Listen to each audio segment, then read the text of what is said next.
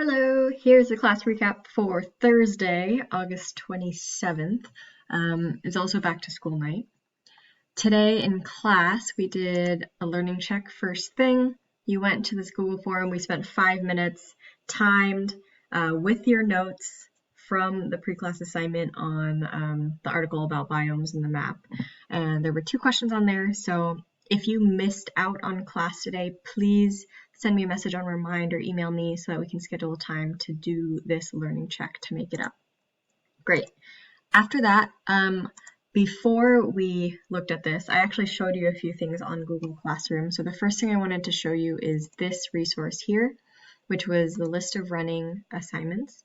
I got some feedback that it's kind of hard to keep track of what assignments are due just because I have flexible due dates. So I went ahead and made a list here of all of the assignments that you should have done for the week. So here's week 1 stuff and here's week 2.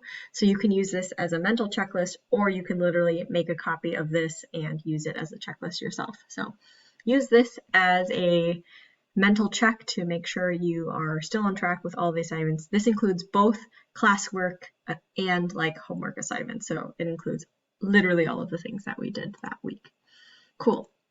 I also went through and showed you the unit folder and how I want you to go ahead and turn that in. So at the end of the unit, which is coming up next week for Unit 1, I would like you to have a folder organized with all of the work that we've done for Unit 1. This is going to be super helpful when it comes down to studying for either my midterm or my final or the AP exam, which is the overall goal of this, right? So I attached here a Unit 1 table of contents that you can use.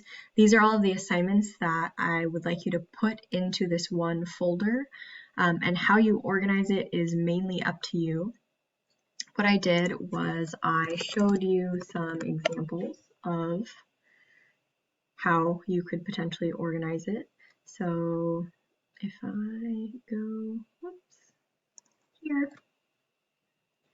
I gave you 2 kind of examples here. So the first one, I have my table of contents, which you all should make, or you can make a copy of mine and then add to it. But it should have kind of the assignment number, the title, and then what topics are part of it. This is going to be helpful, again, once you're going back and trying to figure out what do I need to study, which assignment had information about ecosystems, and then you can look at it on here. So once you have put together your own table of contents, what you can do is now start ordering them. So assignment number 1 for me was the challenging topics. And so I could take a picture and upload my notes there. And maybe the second assignment was Intro to Ecosystems, and here it would be. Maybe the third one was this interactive, so here it is. But basically, you are going to have a folder just for Unit 1 and all of the assignments that we've done in Unit 1 all in one place, and this is going to make your life way easier later, even though it's going to take a little bit of organization effort now. So that's one way you could do it. The other way you could do it is, I know a bunch of you have your notes all in one place, so you could make that all one assignment. So for example, this is like all of my notes for the entire unit, and then everything else kind of can go after that. And if you're going to do it that way, make sure that's reflected in your table of contents, right? So here it is in this version of my table of contents. My assignment number 1 literally has all of these notes that are part of Unit 1, and then, you know, the rest of these things. But the idea here is, again, organizing it for your own sake so that it will be better for the future. Cool. So after I had talked about those things, we talked about terrestrial biomes today. I did a lecture on terrestrial biomes, which I will post a recap video of. So if you need to watch that video, please head over to the other YouTube link.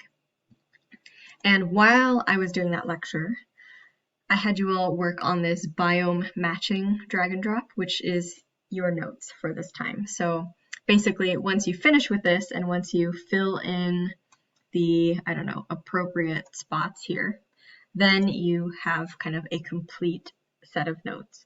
The ones that are already in here are done and they're complete. You don't need to fix it. The only ones that you need to add are the ones here on the left and the right side. Great. So that's what we did with most of class. And then depending on what block you were, we either worked on this Biomes Whodunit in breakout rooms, or we finished the biogeochemical cycles jigsaw in groups. But if you were not here and or if we didn't get to this in class, I still would like it to be done. It is a quick Biomes Whodunit, so the idea is you have to answer some questions about biomes correctly in order to solve the case, solve the murder. So here are the instructions. Here are the people and the whereabouts and the method. And then here are all of your clues. And what you have to do is you have to answer the questions correctly in order to do that. So yours looks like this, where you have a yellow box and here's your question. So it says, what type of biome is land-based? And you already saw the answer, but the answer was terrestrial. So I'm gonna highlight that as my answer.